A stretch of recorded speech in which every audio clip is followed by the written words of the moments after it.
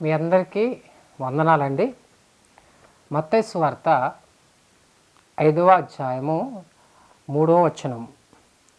ఆత్మ విషయమై దీనులైన వారు ధన్యులు, పరలోక రాజ్యం వారిది.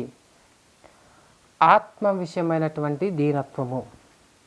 మనం సాధారణంగా చూస్తాము, ఒక వ్యక్తి ఏమీ చేయలేనటువంటి పరిస్థితుల్లో ఉన్నప్పుడు ఏ విధంగా అయితే ఒక వ్యక్తి మీద తను ఆధారపడతాడో అదేవిధంగా ఆత్మీయమైనటువంటి దీనత్వం, ఆత్మీయమైనటువంటి పేదరికం మన జీవితంలో మనము కలిగి ఉండాలి. ఎలాగంటే, నా పాపము కోసం ప్రభువైన యేసుక్రీస్తు మాత్రమే నా పాపమునకు వెల చెల్లించాడు. ఆయన ద్వారా మాత్రమే నాకు రక్షణ, ఆయన ద్వారా మాత్రమే నాకు విమోచన, ఆయన మాత్రమే నా పాపములను క్షమించగలడు అని మన జ్ఞానముతో, మన బలముతో, మనకున్నటువంటి ఆ తెలివితేటల మీద ఆధారపడటం కాదు, కానీ సంపూర్ణముగా దేవుని చిత్తమునకు, దేవుని కృప మీద ఆధారపడి ఆయన ఇచ్చే ఆ రక్షణను పొందుకోవడం అన్నమాట.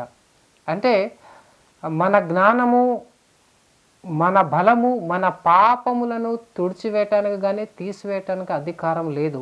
ఇది నన్ను నేనుగా నేను చేసుకోలేను, ఇది దేవుని వలన మాత్రమే సాధ్యమవుతుంది అని ఎవరైతే విశ్వాసం ఉంచి ముందుకు కొనసాగుతారో అటువంటి వారు ఆ దీనత్వాన్ని కలిగి ఉంటారు.